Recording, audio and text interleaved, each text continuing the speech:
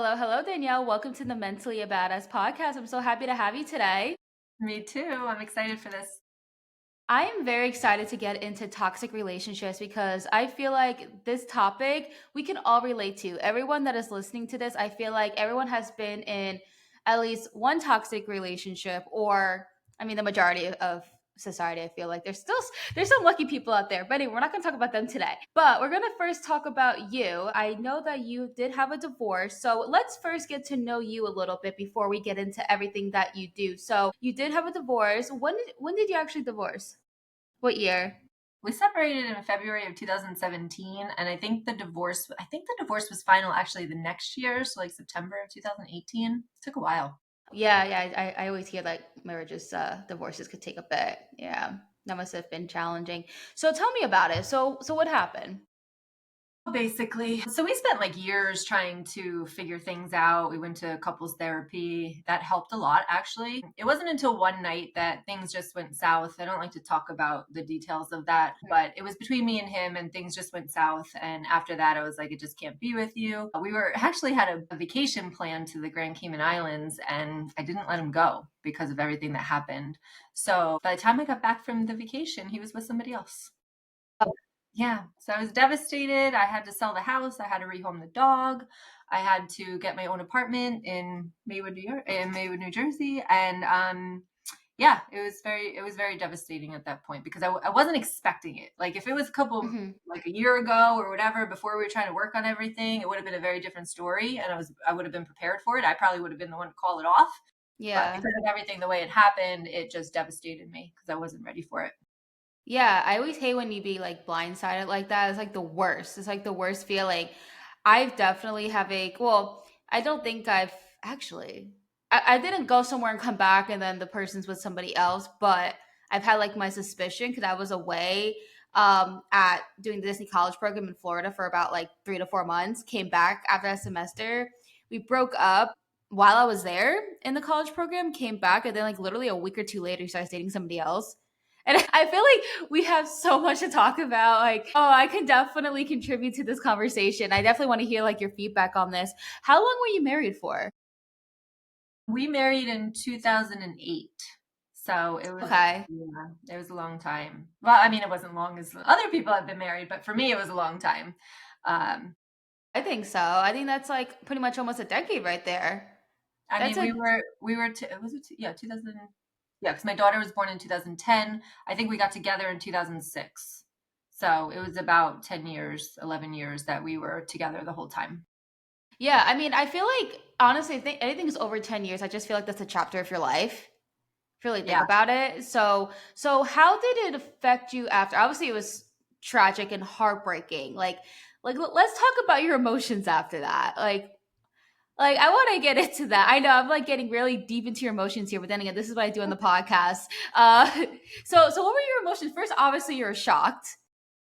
I was shocked. I was pissed. I was scared also. But like in the very beginning, I think I had the Leo in me, and like, You're I a was Leo too. I'm a Leo too. Yes. Wait, when are you born? July 30th, Okay, August 7th. August 7th. Awesome. Yeah, so I think I was just like, okay, this is happening and having to deal with it, which I'm pretty good at doing that kind of stuff. But I think it wasn't until like leaving the house and stuff like that, because I had to get all that done, right? I had to sell the house, I had to do all Hmm. that. So I think I was just in the middle of that. It wasn't until like after that I moved into my apartment and stuff that I really started to be very emotional. Like I was a crybaby. Like in Maywood, like you couldn't, there's no buses. So you have to go to school to pick up your kids. And I was like, don't talk to me. Wait, Because if really? anybody would talk to me, I would just bawl my eyes out. And I think I was just releasing so much stuff. And, he was already with somebody else. And then he brought her around the kids right away. And I was just Oh, like, oh, it was so, that is yeah, so disrespectful. so disrespectful. Like sharing ice cream in the park with his Mhm. mother there. I was like, what? Wait, So, wait. So is his mother the girl and ice cream and the kids? yes. Yeah. That was like right after? Right. That was like 3 weeks after. Yeah. What is that? Oh my gosh, that would piss me off. It gives me trust issues. Oh, Did you have trust definitely. issues after that? Yeah. Oh, yeah. Dating after that? Man, I pushed so many people away. Yes. Are you currently in a relationship right now? No. I'm working Gotcha. on myself again. Yeah. How was like the healing journey with that? It was a lot. I remember I talk about this. It's like I remember when he showed up with her in the car with the two kids into my driveway, and basically I was like, I just broke down, and at that time I had learned healing and stuff like that. So I was like, why am I so pissed? Like I didn't even really want him anymore, but I was like, why am I so mad? And in that moment I realized that it wasn't about him. I was like, Mhm. okay, what I feel is I'm not feeling chosen. Mm. What happened is it brought me back to my father, which I didn't speak to him for like 9 years between the ages of probably like 12 and 20-ish or whatever. And I was like, I didn't feel chosen then. And I was like, he's just triggering a part of me that Yeah. is from my dad, but it's not really about him. He's just showing me that he's not choosing me, which then is triggering the stuff back from my father. Wow, I didn't even think about that. I'm trying to think back. Actually, I want you to tell me your feedback on this. Um, I dated this. Actually, I dated this guy. This was a little under a year. It wasn't like too long, but right after we broke up, he started dating. Actually, right after we broke up, I felt like nothing. I felt nothing, and I was like, maybe I didn't really like him that much. Like, no, truly, that's honestly what I believed. I was like, why am I not feeling any emotion? Like, why am I just fine with it? I mean, I think like once we broke up, yeah, I did a little crying a little bit and hug, and then like actually, my mom was visiting from Jersey. The timing of that, so I like hug my mom, hug my roommate, and I was like sad. And then like the next day, I was just, I think I went, I think we just like went to Disney and just like went on with our lives. Just like one of our lives, like nothing ever happens. And then like after, and then my mom left, and I just thought maybe I was distracted. Hmm. But no, I still felt nothing, and I was like, this is weird. I was concerned because when I feel emotion, I feel it, and but I was also on my meds. I'm like, maybe my meds is like suppressing it, right? And then like 3 or 4 months later, he comes back into my life after, of course, him and that girl break up, and just like trying to be friends. I'm like, okay, like I'll whatever, sure. And then he was helping me move to a different apartment. And then it was just like a fun night. I was just like with my new roommate, and here and there, just like we'll have like a drink just moving in and such. He didn't drink though. And he was driving me home. And then all of a sudden I just start screaming at him. All of my all of my emotions just came out. And I Hmm. was screaming at him because I was so mad that he just dated somebody like a week or two after. I felt like, wow, did we like have nothing? Like, you're like, oh yeah, we broke up. Oh, and he just excused, she came to me or something like that. And I'm just like, still, like, I just feel like that we broke up what last week, and you think it's appropriate to just because this girl came up to you to start dating her and think like after you guys broke up after like 3 4 months and think you're gonna be my friend, and then I'm pissed off at you. I mean, in the back of my head, I was pissed, but it just came out. So I Yeah. think my brain was just suppressing all of those emotions. It was just protecting me. And then the alcohol made it harder to suppress it. And it just, well, if you think about it, like the alcohol, like I'm like the emotional one. Like I like cry, Hmm. which is not good. I like, yeah, I'm like the criers. I'm not like an, I mean, I was angry, but I'm mostly usually a crier. I think that was just, I felt, now I try to think, as you were just saying about the whole being chosen thing. I was trying to think, like, why was I mean, I guess I thought I was angry at him, but would you say, I guess, he just triggered it? I think he triggered something. I'm kind of psychic there, so to see if this resonates with you. I feel like it's like a disrespect type of thing for you, where Yes, like you're not the when first he, person to say that. yeah, it's like when he came back to you, it's like what now? Like that kind of energy of like, and I think that just all came out for you because him coming back was the trigger because it feels like he disrespected you in that way. So, and then what I would do is look back into the past to see where you've been disrespected before and see where that carries forward. I feel like I've been disrespected so much time. Growing up, I was always treated like crap. Yeah. Yeah, like people always treated me like dirt, walked all over me. I like to say I'm a recovering people pleaser Hmm. because honestly, I try to catch myself when I'm trying to please people because I just like, even though I say I don't really care if I'm liked or not, I think just subconsciously, because I grew up like being bullied and hated, and guys would like treat me like garbage too. So I think it just all goes back. I'm trying to think back. I need to tell you this. This is a really fun conversation. My first kiss. I was 13 years old. It was on a Valentine's Day. A Valentine's Day, I know, super cliche, right? And so I got my first kiss, and I was like, it was such a meaningful thing to me because I like always thought I was ugly and thought that I would never ever date because no one wanted me. It was that, but then this guy wanted me, and we had our first kiss, and I was like, oh my gosh, my life is turning around. People actually like me, right? And then a week or a couple week later, he breaks up with me, and then I hear from other people that he thought he was telling everyone I was a bad kisser, and then he started like flirting with my friends. My goodness. Yeah. So I think that was like my first. And I honestly, my emotions were so bad, Danielle. Yeah. I literally was in my basement just breaking down and like hitting myself in the face. Yeah, that's a whole other thing. But it was but I mean, I guess we could talk energy wise. Why I always laugh at my trauma. Like, why do I always do this to myself? So I've been through like so many, like throughout my whole life, been through so many different toxic relationships. What would you say if you were to like tell someone how to avoid toxic relationship? Like, what are some like red flags so people can hopefully try to avoid my life? Well, a lot of people will start with that and they'll say, okay, well, you just need boundaries and you need to stop going after these people, right? Hmm. But what we don't understand is that our energy, right, who we are and what we've been through is actually, I hate when they say, like, oh, you just keep attracting these people. No, we attract everybody. I heard that. Yeah. You heard that we Wait, wait, keep wait. attracting the I same hear that people. so often. So you're like against that? I'm against that because Okay, I'm intrigued. this is what happens because when we attract everybody, but the thing is that the narcissistic, toxic people Hmm. know our energy of codependency, people pleasing, overgiving, and they will test you. If you look, like if you've ever been in a narcissistic relationship, if you look at the very beginning of it, because I remember I was with one after my divorce, and they tested me right up front to see if I had boundaries or not. So it's like we attract everybody, but we let in the toxic people. And there's toxic, like masculine toxic and maybe Mm-hmm. feminine toxicity.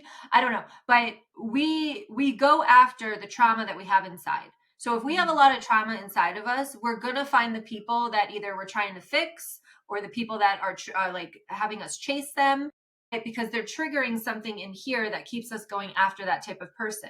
This is why a Mm-hmm. lot of, like, especially women, they will not go for the good guys, even if there's one right in front of them. They will actually say, like, no and go to the bad boys. So it's because of the trauma that we have inside, because and again, subconsciously, energetically, we feel as though we're not worthy of them. They're not going to want us. There's all of these thoughts inside of us based on the trauma that we've been through in the past that keeps us settling for those type of people and letting them Mm-hmm. in. It's not just that we attract them, but we will repel also other people, because if you have a healed person and they're Mm-hmm. looking at you and they can see that you're broken, they're not going to want to be Mm. with a broken person. So most likely those people are going to go away and the narcissistic toxic people are going to come towards you, right? So Oh. that's probably where they see, like, attracting them, right? Because that's all they get is that type of person, but it's because they're feeding off of your energy. They know what they can get with you. Wow. And do you think they actually know this or is it all subconscious? Subconscious. Yeah.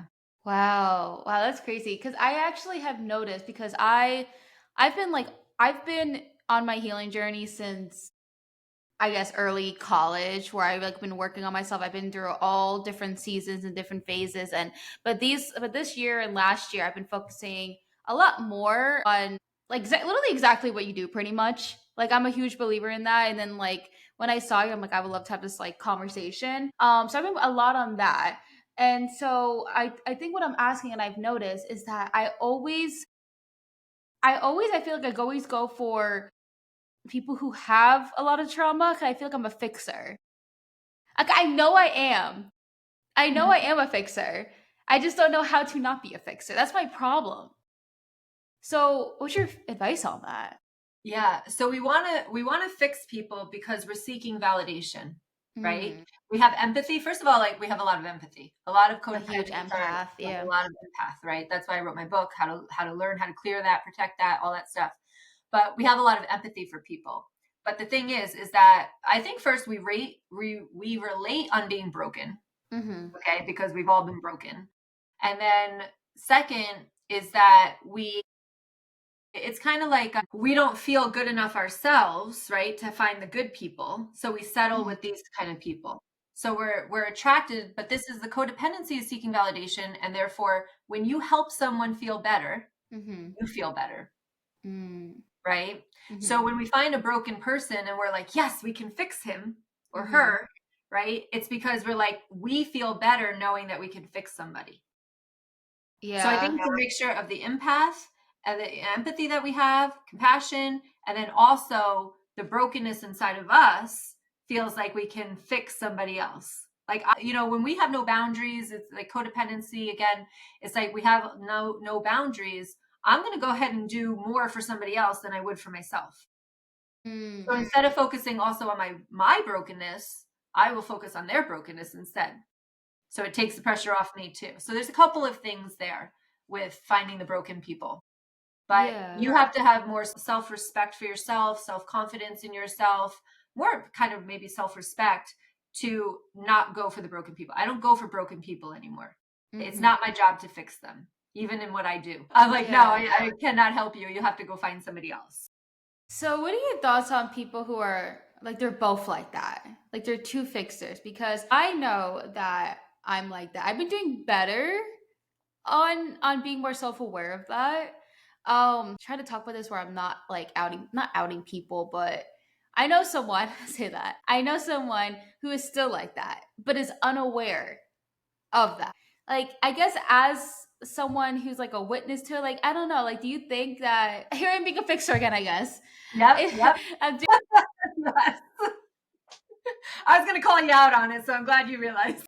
oh my gosh, I interview so many people on this podcast, and it's very therapeutic for me because I learn from people like you, and it helps me honestly. And then I just I'm so self-aware of all these things that I'm just like I kind of get frustrated with myself, which is not good, not good at all. And I'm just like, oh, what can I do? Okay, going back to what you're an expert on.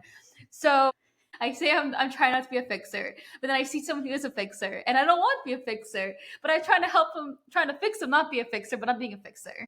Hmm. Hmm. So let's see. Maybe we can go back to boundaries with this one, and maybe it'll help you understand, I think, what's going on, right?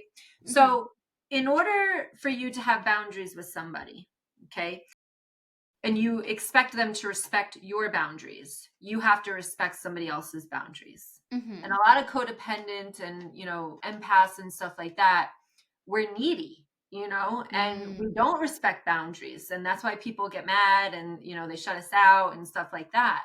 So when we don't respect somebody else's boundaries, then how do we expect them to respect our boundaries? Now, take that kind of energy with that into being broken, right? Mm. When you're broken, do you want people to actually be like, hey, like, I know exactly what you need, da da da da. Usually you're like, leave me the hell alone. Like, I Yeah, don't care what true. you're saying. You know what I mean? But when we're trying to fix somebody, it's like you're overstepping the other person's boundaries as well. Yeah. And so if you expect them not to tell you how to change and all of that, then you should respect them in not you telling them how to change. But really, what it comes down to is when you feel good enough inside of you, you Hmm. don't have to change anybody. You just walk away. Wow. Yeah. I always say you accept people for who they are, and then Yeah. you get to choose if they're in your life or not. Wow.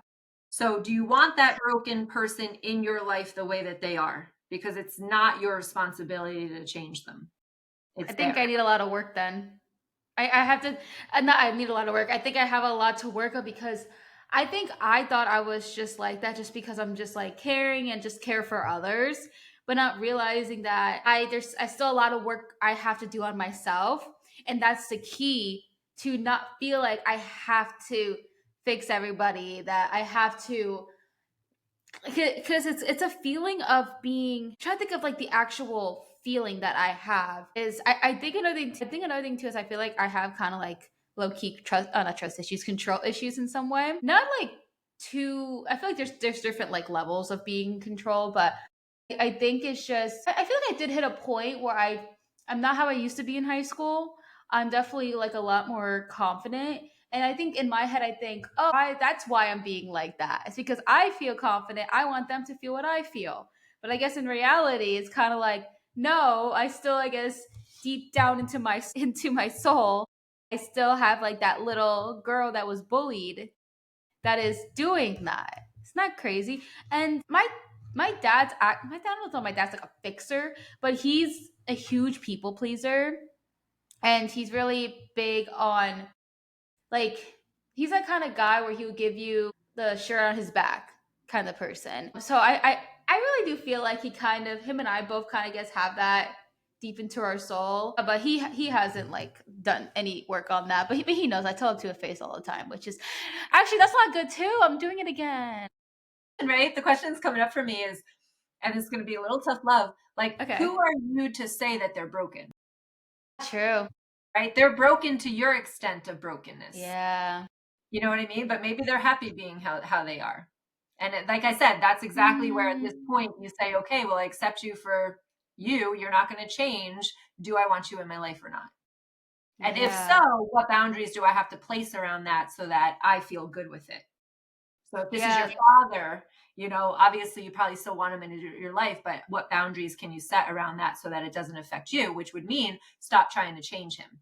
Because I'm sure you get frustrated trying to change him, Hmm. even though he doesn't want to change. So you got to let people be who they are. Yeah, and I'm also know I'm like self-destructing when I let my parents. My parents always make me like put me in the middle, like being the mediator of their arguments, which I don't like. I never asked to be a mediator, but it's always like cuz I lived with them for like 2 years recently when I quit my 9 to 5 and just kind of transitioning into self employment. So I lived with them, and it was a bit because I moved to Florida by myself in 2017. So I went back into my parents' nest. And they know they fight like all the time. And the funny thing too is that when they're fighting, they say, no, this is how we talk. Like that's a thing. And so they kind of would put me in the middle. And I don't think they mean to harm me. I guess they need like a certain party to kind of see both sides. And silly me, I literally please don't make fun of me, but this is what I did. It's not good. I know it's so bad for me, and here I am just throwing myself to the wolves. Is I was getting so sick of he said, she said that I was just like, guys, we are getting into this room. We're all talking, and we're gonna get through like all their problems. And I'm here acting like a freaking therapist, like a couples counselor, which is not good. I know it's not. And I think part of me was just like, I was just getting sick of the constant fighting because it's like, it was a lot of passive aggressive, a lot of like, they have their own challenges and such. It's always like they're fighting one day and they're fine the next day. And but I do know for, and here, and I know you being the tough love thing, how you know they're like, who I would say that they're broken. But I think that I just am so self aware that I know that there's a lot that wasn't like they never did couples counseling. So there's just a lot throughout like the third they've been married for like 40 years that has never like been, solved or taken care of and kind of just like under the rug. Yeah. And I know that's how it's showing now. And so I think, and then with me, with all my knowledge now, like I did go to college for psychology and like just learning from you guys all the time, and also just doing my education on the like reading books and just learning and learning.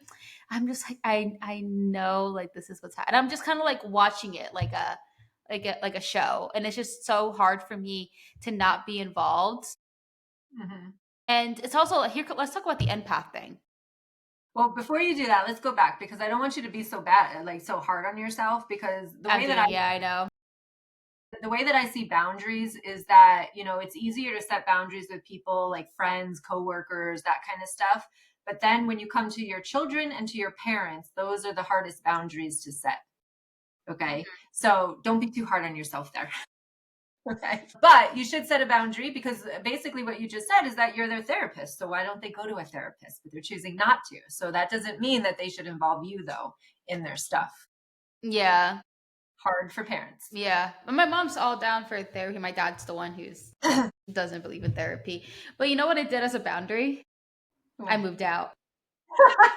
Hey, I love that. I was like, okay, I'm good. Let's go. Like, well, my boyfriend. I actually want to tell you this story of how me and my boyfriend met and how we started dating.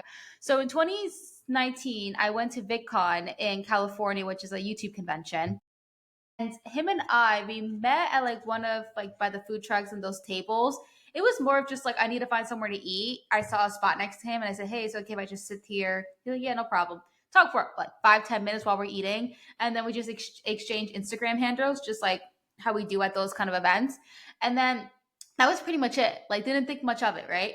And then in 20 end of 2020, he would like respond to my stories, and it was just, 2020 was just a time for everybody, right? And then in 2021, I was raising money for her to write Love on Her Arms with this company, One Hope Wine, and I needed someone to host the event with. So I reached out to him because I remember him telling me that mental health is important to him. So I was like, okay, like we could do this together. So obviously we had to talk more. And so we brought our friendship from Instagram to Facebook. And then after the event, we did well. He was like, "Oh, so I'm starting to have feelings for you." And keep in mind, I'm living in Florida, and he lives in Washington State. Literally, Wow. like polar opposite. Remember, we met in California, so we're all from all over the place. And so and he told me he liked me. I was like, I'm flattered. But I rejected him because one, I was just like, I really was not into him at all. And then second, I'm like, you're on the other side of the country. Like, this is not gonna work. Right. And then he was like, okay, yeah, no problem. Like, I still want to be friends. I'm like, yeah, of course. Throughout the whole 2021, he was just like randomly, like, hey, how's your day? Like, just being friends, right? As time went on, I kind of was starting to gain feelings, but I was suppressing all that because I'm just like, nah. Because this was right after that relationship where I told you I was blowing up on that guy. It was right after it. So I was like, not interested. And then this was around the same time where I was transitioning from working a 9 to 5 to doing self employment. I was doing social media management for clients. And so it was a huge decision. I left and I was like, okay, so I'm not going to work a 9 to 5. So I'm not going to be tied down to a job so I can travel. And so he bought me a plane ticket. I went to Washington just to see if this is actually going to work. Cause we've been talking just virtually. And yeah, then we started dating. So that happened. And then for a good year, I was bi-coastal. So I was back and forth a lot. And I told him before we started dating, I said, listen, I'm not like moving to Washington. I don't want the cold. I don't want to live there. He was like, okay, well, I'll move to Florida if we're serious. I'm like, I was like, you're gonna leave your whole life in Washington that you spent what 30 years in building your life. You have a bunch of friends, family, and you're just gonna move to Florida where you don't know anybody. He's like, yeah, I would do that. By the way, he did that. Wow. Oh, good for you. Yes, after a year, we were dating for a year, and then he was like, okay, yeah. So then he moved. So I got a question for you. What are the odds? What are the odds of me? Cause we've been dating. It's almost 3 years. Like and actually in a week or two, it's gonna be 3 years. How does that even like kind of get where I'm saying like what are the odds of that happening? You're just getting every woman in here very excited. It's like every time you go to a restaurant, every time you go to the airport, every time you go to a convention now. You never know. You never know. It's a love story, right? That's like the popular love story that we all are looking for. Listen, I think that I was just saying this on a call this morning. Spirit lines things up for us. Hmm. Okay. And then we're the ones that either take it or not. There's probably a lot of things that had to line up for him to get there and for you to get there and to sit next to each other at that. I always believe that everything is divinely guided. So I feel like that was divinely guided for you. And now look at you 3 years later. It's so crazy. It's like But if you think about it, right, it's not as crazy as even if you both lived in the same town and you met one day. Because like I go true. out all the time and I don't get approached. I don't, you know what I'm saying? So it's just like it's just meant to be when it's meant to be. I'm trying to think like on my other relationships that how that happened. But what if I wasn't hungry during that hour?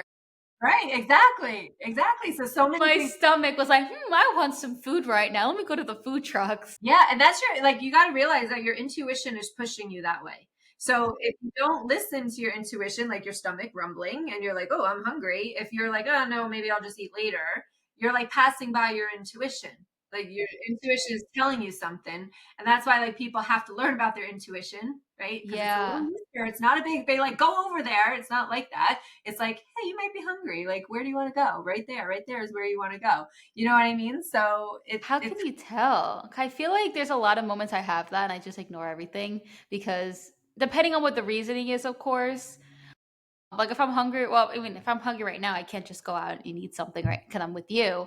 But I guess, how can you tell? I don't know.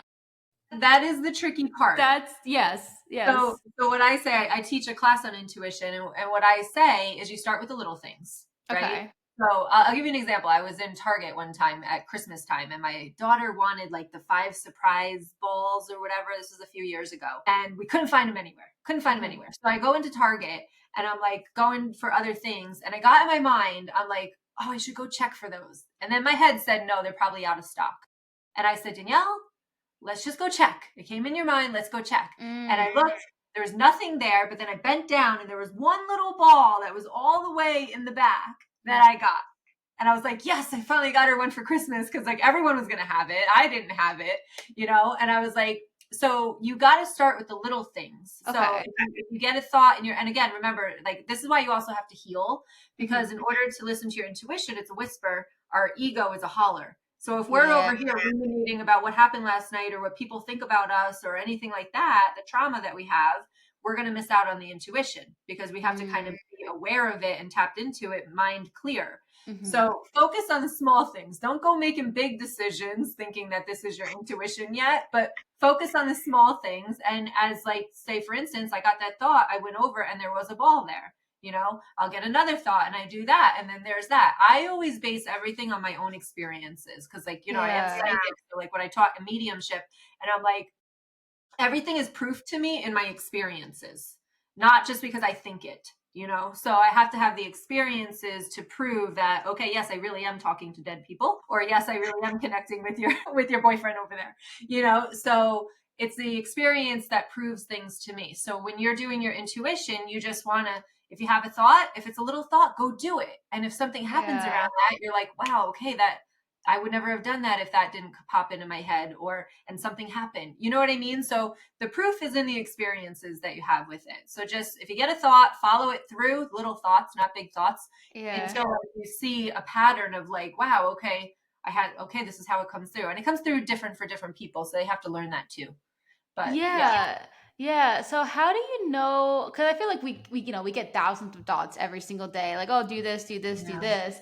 For for people who struggle like with their mental health, who let's say have BPD or bipolar, struggle with that, they have like a lot of thoughts that are like the darkest thoughts you can think of, right? Like before I was on medication, I would be like, oh, should I jump off this bridge right here? Go do it. Like, I know this sounds so dark, but I'm being completely real with you.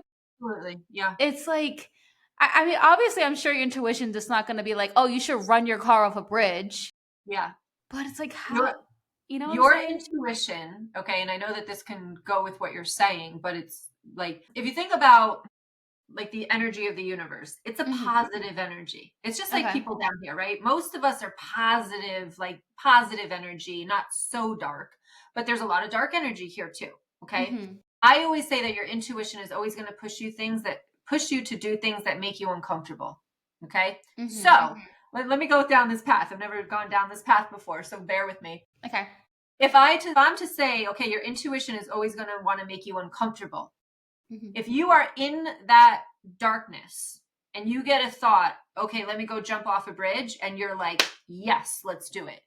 Right? Because that's usually where you are. I've been there before, right? Where Hmm. it's like, I just want to get done. Yeah. But it's not that easy. Your intuition should be telling you, no, get Hmm. your butt off and go to the gym. And you're like, oh, hell no, I don't want to do that. That's your intuition. You understand the Yeah. difference there? So, like, if you're True. ready to go with the thought of your intuition, it's probably not your intuition. I love this. Make This sense? also confirms a decision that I recently made. It's Okay. career wise. For since I was like throughout the years, I've always had like this itch of going into acting. I actually did take acting classes when I was a senior. When I was 17 years old in New York City, I did a program. And then we did like an audition in front of like these casting directors, and like it was just not the best experience for me. It was very intimidating. And then ever since then I'm like, okay, never again. And then I just went the college route and such. And in 2016, I started a YouTube channel and I was doing comedy sketches. I enjoy it so much. It was a lot of improv. Um, and then so right now I don't do that anymore because when it comes to content creating, I'm focused on the podcast and such and mental health content.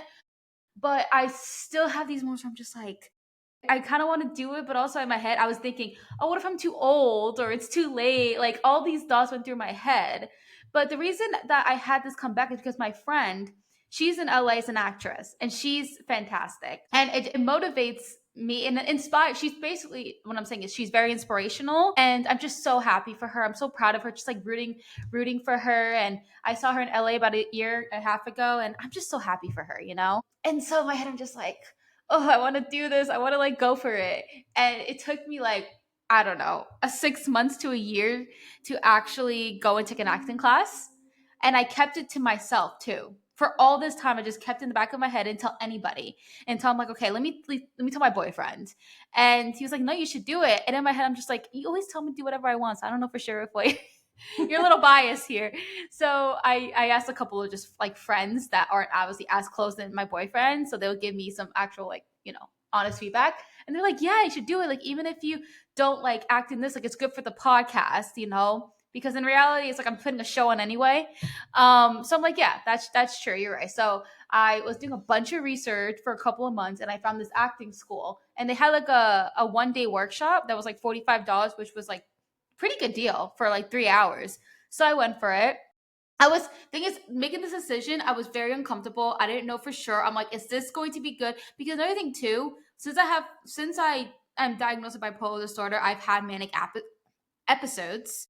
So I'm just like, am I supposed to be doing this or is it just like, am I manic? So that's another thing too. I always question it. So I'm just like, okay, if I've been having this for all this time, I don't think I'm in a manic episode. I really think this is something I should probably pursue. And so I was like, okay, I went for it. I paid for the class. And it was a very uncomfortable class, which is a good thing because I didn't expect to play a character of someone who had racist lines.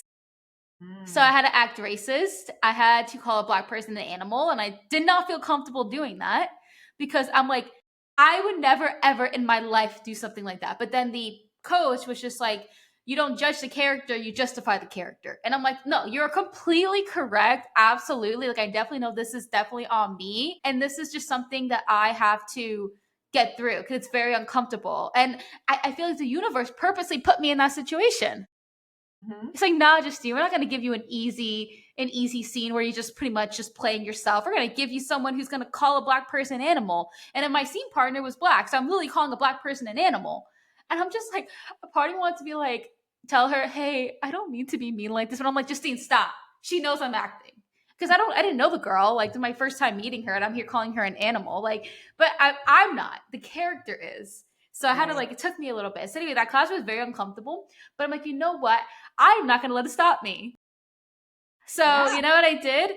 The next day, I was like, okay, so I booked a whole program. So, when I Nice. start on the 3rd, it's like 12 weeks. Awesome. So, I'm going to do it. I know obviously I'm going to throw myself in an industry where it may rip me apart it's probably is going to rip me apart, but I got to be prepared for that, obviously. My point was, I guess, was that like my intuition just being like, go do it, Justine. Go, Yeah. go. Yeah. Let's talk. Absolutely. Yeah. Yeah. When I got divorced, I had to choose to move from Jersey to New York. Uh huh. So, and that was the hardest thing because I had to rip my kids out of their classes, Mm, and then we left in May and we came up here. So that was the hardest decision I had to make, but I did it because my intuition, I could see what was up here for us. I could see the life for us and stuff. And it was the hardest thing I've ever had to do, even more than getting divorced, because I had to do it with my kids. I yeah. mean, I had to do it with my kids too, but I didn't really have a choice. But yeah, I mean, and then once you start again following through with the intuition, you'll start to realize that that's what that is. Yeah, I guess part of me gets like nervous, like, what if I'm just like wasting my time or it's really not? But honestly, after having this conversation with you today, it made me feel more confident in my decision. I've actually had two actors on this podcast, Huh? and that was another, like, those two people motivated me to do it because Hmm. I was like, what are the odds of me talking to actors? And that's what I'm saying. Like the universe is pushing those people to you, right? Like I'll get clients, even the clients that I do readings for, they'll share something with me that helps me. You know Uh what I huh. mean? And it's like spirit, like if you say, okay, with your podcast and you say, all right, spirit, God, whoever you believe in there, Mhm. and say, like, send me to the people that are going to be the best fit for my podcast, right? They'll just start sending you people, right? But you got to ask for them. That's the one thing that people, like, when they're trying to connect to their loved ones or trying to connect to anything on the other side, it's like you actually have to ask them for help. A lot of people will just say, Really? send me a sign, but you have to be more specific. Like, send me a horse, send me a rainbow, send me something, Yeah. because if it's too vague, even like when people, like, I don't like to get any information from my clients because it'll get in my own head and mess with my ego. So that's Mhm. why I don't read for like people, like family, friends, coworkers or anything like that, Mhm. because I already know too much about them and That it'll makes get in my sense. head. But if you just start to ask them for things, they will send it to you. But you got to be patient too, because it doesn't, some people, I don't know how it works all the way over there or over there, but just be patient with it and just wait for what you're looking for.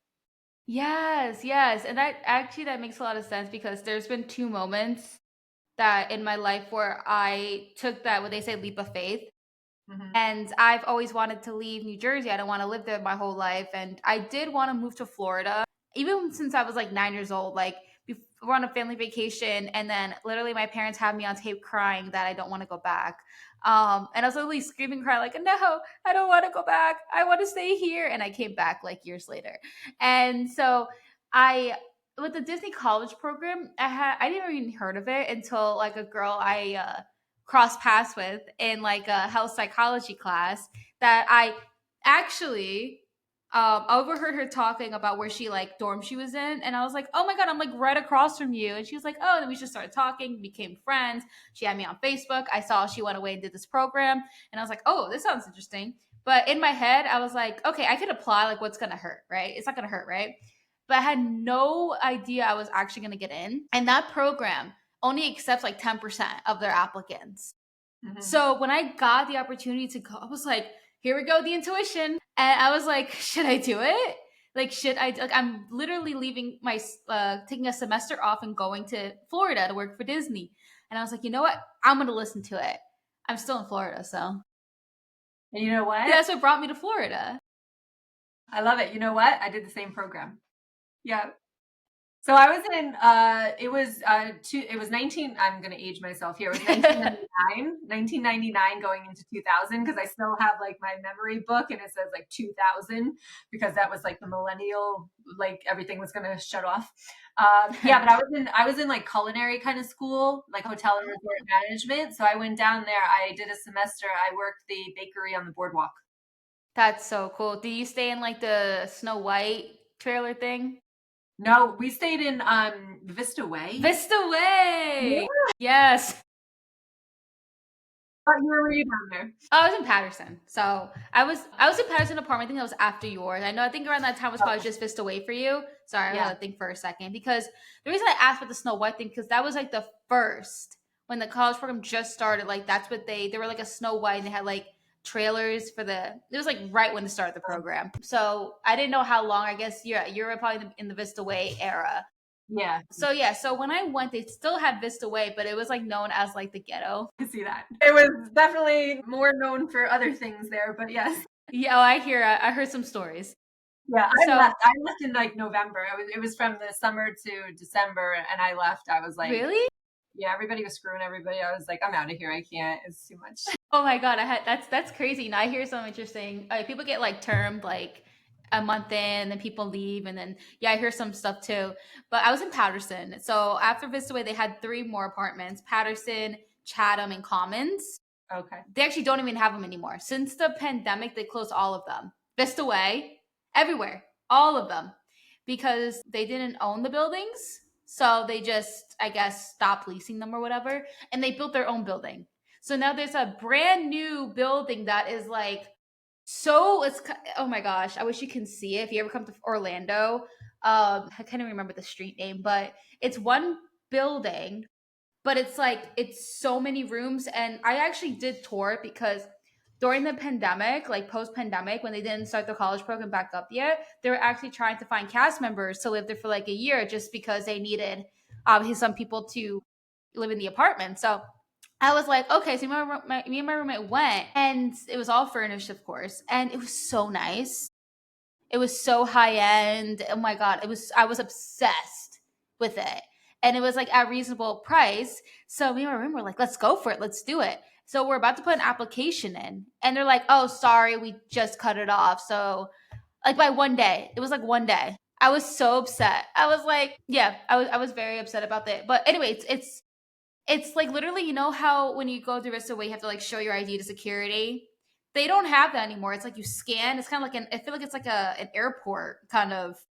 It's that like high end. So yeah, so that's completely owned by Disney. It's their building, so they have like more control over that. But that's what it is right now. So no more Vista Way, no more Patterson, A Chatham, long time Commons. ago. It's Yeah. like a whole new era. Those Gen Zers, actually not, yeah, Gen Z, the Gen Z era, all the technology, and they have like fake grass and like like those kind of places you can just lay on the ground. Oh, Yeah. it's. I was like so jealous because where they live is just so nice. I can't imagine it's going to stay that way though with college kids there. Wait, what? I said I can't imagine it's going to stay that way with college kids there. Really? Wait, Yeah. wait. What do you mean? All the college kids that dorm there, right? For their semester. Yeah, it's apartment. Yeah, Yeah. Yeah. you can't Well, imagine them being there. yeah, because there was a lot of parties, unless there's just not a lot of parties anymore. I mean, I don't know because I'm not in their world, so I don't know Yeah. what's actually going on. But when I guess it was worse around the time you went because they Yeah. had a lot of strict rules when I went. Okay. Oh yeah. Yeah, Then yeah, they yeah. had a lot of. So the Vista Way people created all. So I guess you guys kind of ruined it for Yeah. me. yeah, Sorry. yeah, no, they became a lot more strict. So they have. I mean, they could have had it then with you, like dry apartments. Did they have that? Oh, okay. Nope. They had dry apartments. They had if you got caught drinking of under 21, they'll automatically term you. Really? I wasn't 21. I was drinking all the time. No, we You had just pool turned parties. 21, so I was very lucky on that because one time did they have cowboys back in the day? It's like a country place. It's like line dancing. But did you guys ever have Happy Monday? I can't remember back that far. No, I remember we used to go to the bars in Disney, and then Was we'd come that back. Pleasure when it was Pleasure Island? Yes, Oh my and then god, that was Disney Springs, and it's like not even like that anymore. But we went to Cowboys, was like a place like a country like line dancing and such, and so every Thursday is girls' night, and so we get in for free and $2 drinks, which is really dangerous. And mhm. so I did that, and it was like a whole thing where I gave my purse to my friend, and she abandoned me as I had no ID. No, and I was crying a lot too. So like my contact fell out. So I was also drunk and blind Oh my and god. freaking out. Luckily, someone brought me back, but I had to trust that this person wasn't a rapist because I got into this person's car and I'm like, please tell me you're actually going to bring me back and not like, I had to pretty much take that risk. Yeah. And because I had nothing on me, I had no money, I had no wallet, I had no phone. I literally had nothing. And I was also drunk out of my mind.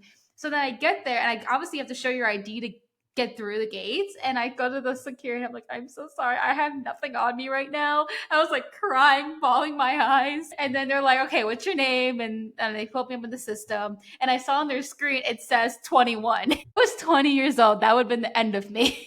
Yeah. Yeah. Yeah. Oh my god. Oh my God. Yeah. Oh my God. I'm totally getting off topic. But Sorry, guys. yeah, no, I couldn't help myself. That's so funny that you did it. Oh my gosh, we're so connected. Yep. We're so connected in so many ways. And the thing is, I knew that we are gonna have such a good conversation because when I was watching like your like on your YouTube and other people who interviewed, I'm like, I can have a we're gonna have a really good conversation. And I was right. Look at that. Look at that. Okay, so I want to talk about you do a lot of cool things. Let's first start there. You do a lot of cool things. I got you on TikTok. I followed you. By the way, guys, if anyone messages you from an account that's not her, it's a scam. Don't do it, please. Thank you. Um, when did you start the TikTok? December of 2017, after I got separated. Because what Wait, not from happened the was beginning. after my divorce, what happened was I was crying my eyes out every day. So my friend recommended an energy healer, and I was like, "What the heck is that?" Because I was a CPA at the time, and I was like, I resisted it, but I was like, therapy isn't working, nothing's working for me. Let me go to try this out. And she was an intuitive healer, so she told me the family that my dog was going to go to. She told me that my kids were going to be okay, and she did the energy work. I was crying like a baby on the table, and then I just had to learn all of it. So that whole year, I went, there was a psychic school in Montclair, New Jersey. Yeah. Yeah. So I went there and I got taught, I was Reiki master, intuition, reading tarot, like all of that stuff. So I just started learning and then I learned about narcissism. That's really where I first Yeah. started on tarot readings. I was like, how do people not know about this? And I just started sharing all about narcissism and stuff. That was back in 2017. Wow. Yeah. I didn't know they even had a school for that. Yeah, me neither. I I looked it up, really, it was 15 minutes away. See, divinely guided. yeah, no, I honestly, cause I know like a lot of people, cause I honestly, I'm on that side of TikTok when it decides to come to me. Right now, my TikTok is all about Nessa Barrett and Gossip Girl. I love Gossip Girl. I know I'm rewatching for like the 10th time. So that's like all my feed right now. But I'm sure when I watch you more, I'm probably gonna get more people because I'm gonna probably like binge watch you. 'Cause I love it. I truly love it. So okay, how does this work? So when you did, I watched the Leo one naturally. How does this? Can you get? I know like it's obviously a lot of information, and I don't expect you to obviously tell me everything. But like, how do you? I don't know. How do you know these things? Like, I'm just so intrigued. Like, I don't know. I don't know how to ask this question. Okay, look at my book for a second, okay? So this is your energy field, Yes. okay?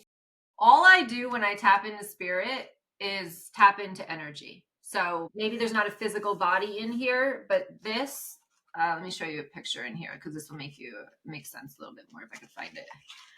Maybe. But what happens is I'm just tapping into energy. If, like, say, for instance, if someone was to pass away in your family, I'm just going to tap into their energy as to they're just not in physical form anymore. So if I can Yeah. tap into your energy and see how you're feeling, which I can, right? I don't do without permission unless you like book with me or give me permission. But Mhm. it's like if I can tap into your energy, here it is. You can tap into anybody's energy. So it might be backwards for you. But basically, like, this is us, but this is Okay. our spirit up in the universal energy. Okay, this is Uh-huh. why we have like past lives and stuff. All the energy from all our past lives goes into our spirit here. But so when we come down as a human, when we're born, okay, a little bit of this comes down into our soul. That's where our soul is. Mhm. Okay. So when we die, our body dies, but that energy goes right back up to spirit. Okay. Mhm. So again, that spirit can hold lifetimes of energy. And I never believed in reincarnation until, again, experiences showed me different. I was just Okay. gonna ask you that Yeah. actually. Oh, believe me, I went and got my brain scanned and everything because I was like, am I imagining this? Am I losing my mind? Am I going crazy? So again, that's why I say experiences every day still keep proving it to me.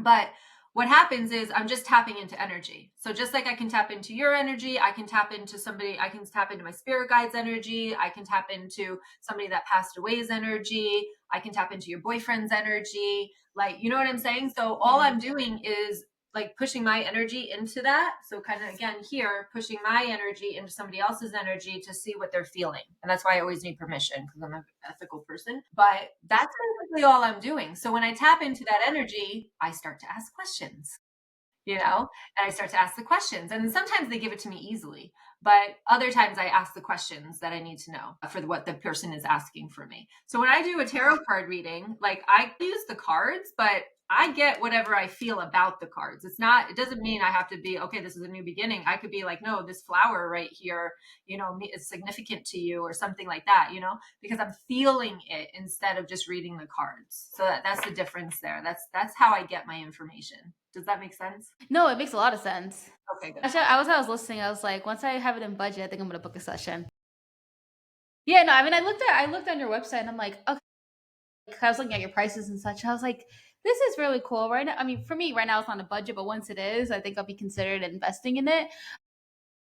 So, what are your thoughts on angel numbers? Angel numbers, I think it is like a fad as well. You know what Oh, I mean? okay. I think it's important for when you see them. Mm-hmm. Like, say for instance, what I love about angel numbers is like when I'm driving and I'm thinking a thought, and then all of a sudden I look at a license plate and there's an angel number there. It's like confirmation to me. Okay. What I used to love to do, but we can't do it anymore because of AI, is if I saw, you have to see the angel numbers repetitive. Okay. Yes.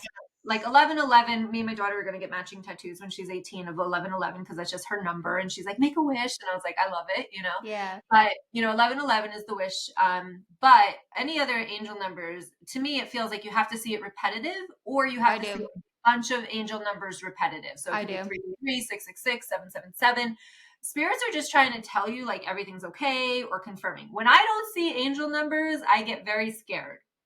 Because to me, it feels like I'm not on the right path. Right? Yes. So like, where's the angel numbers? Where's my signs? I'm like, if there's no signs, that means I've made a detour somewhere and I need to get back on the path. But yeah, I love angel numbers. So what I used to do with angel numbers is go, hey, Google, what does angel number 1212 mean? And because what I love is that spirit can manipulate that. So they'll actually give you the message that you need to hear. There's messages that I'm like, that doesn't mean that, but that's the Yeah. message that I got that made sense to me and resonated with me. But on my phone, I can't do that anymore. I get the AI thing. She doesn't talk to me anymore. She just gives me the AI information. It's Yeah. interesting. Yeah. So I Yeah. love it. I've been seeing 555 a lot lately. That's like Yeah. change, I think. Isn't that I hope so. change? I mean, I doing that acting program, so hopefully, I mean, right now, career wise, I'm still doing the social media management. That's was what pays the bills at this moment. But I learned that I have more joy in creating the content, which I do for social media management. But the whole like marketing part is always a headache. I used to Yeah, love it, but now I'm just like with the whole social media game changing like every single day. I know. It's been like that kind of drains my energy. Yeah. But yeah, I've been seeing 555. And there was actually one time I was sitting in my car, I was driving, and I was just like really upset too. And because at one point I was making a lot of money with the social media management, but then, with the economy, I'm the first to go. So I kind of had a huge hit, and so I had to do Uber Eats and food delivery. Still kind of in that, have to do that. So every time I do it, I'm not in a good mood because I think for me, I'm just like, I had it pretty good when I was able to get these clients and they all were coming to me. And then now it's just like, what happened? So when I do that, I get upset. And I was like, not seeing angel numbers for a bit. And I noticed that. And I was like, what's going on? And then literally 2 seconds later, I made a turn and then I saw some 555 on a sign. And I'm like, and then I saw 555 on the sign. Then I saw like I was like 555 was somewhere in my miles. Uh-huh. And then it was like 5 o'clock, 5. I was like, okay, you're here. I get it. Yeah. Isn't that insane? Yeah. Yeah. Oh my God. And it's also, I I mean, told, that's one way. That's the one way that they send their messages because people know and that they're looking for those. You know what I yeah. mean? So Uh it's an huh. easier way for them to kind of give messages. Yeah, and I tell people about angel numbers, and most people never heard of them or don't know anything about them. So I Yeah. always tell them, and I say, well, you have to allow it. You know what I mean? Cause I say that because they're like, no, I don't see like 555. I don't know what you're talking about. And I was like, because you have to allow it. If you're not Yeah. allowing it, you're not going to see anything. And then once I do that, then they're like, okay, now I keep like a couple of my friends. They're like, now I see it. And they take screenshots of something, send it to me, and they're like, okay, Love yeah. it. So it's interesting. Let it go method. What is that? It is something that I've created over the years of helping people heal. And you know what I do? Like as I heal, I then teach it. I'm writing a new book now, and Hmm. it's just going through like the whole process of how I take people through healing and all that stuff. But the let it go method was the first process of healing. And now I've kind of expanded it a little bit. But the let it go is basically so many people are stuck in their trauma that they don't even aware of. And I just feel like people push their trauma down. This is the thing about energy, and people don't understand. That's why it's so important, is that when you push your trauma down and you just try to like let it go and like not think about it or anything like this is when the triggers happen, right? So Mm. something happens and it triggers you, and all of that energy comes flushing up, which is why you lash out or you cry or whatever, is because you're still holding on to things from the past. Every event, every event that we do, it will change this positive beautiful energy to dark and gray and negative black energy. So, and it gets stuck in where the bodies are, right? We talk about the chakras in this book, and it gets stuck in the energy field, which your body is in there. So it hurts, and diagnosis and health conditions and stuff like that as well. And people aren't aware of that. That's why doctors can't figure out what it is, because it's just energy that is stuck and trapped there. But what happens is when you start to let it go, you have to release the energy. Okay. And I think that that's the biggest part. I always talk about like the let it go method is the steps of awareness. So being aware of what's happening, be aware of your emotions, be aware that you're being triggered.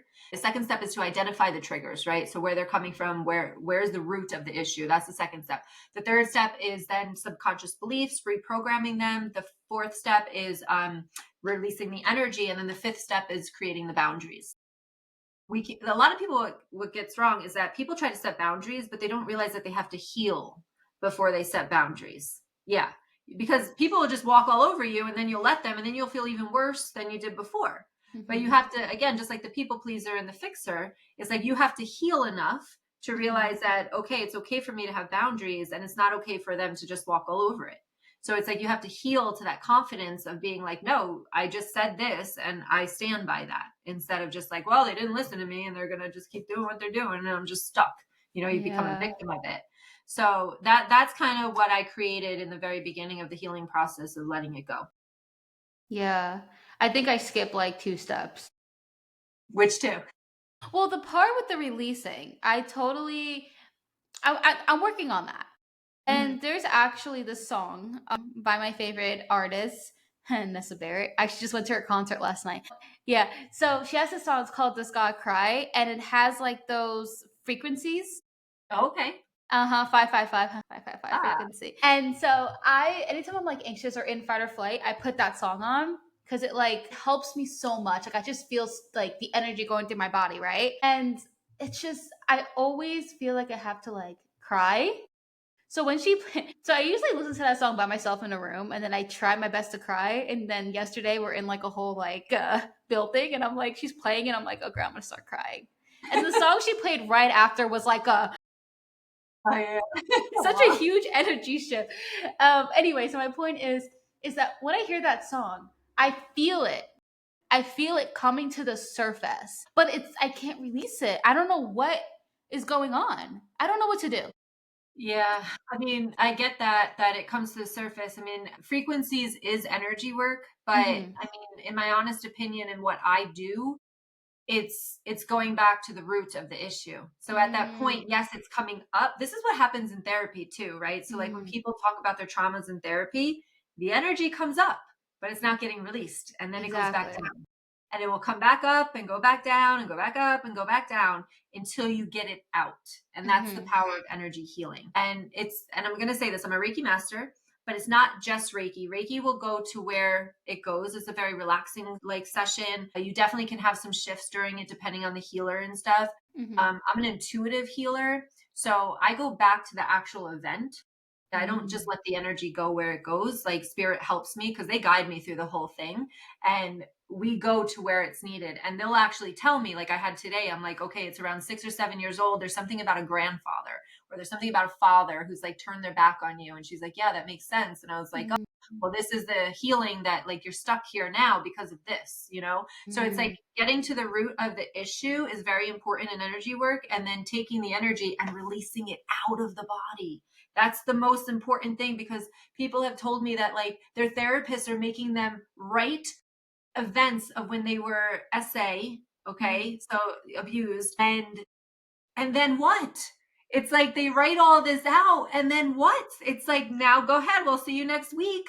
I'm like, what? They think that's the releasing part.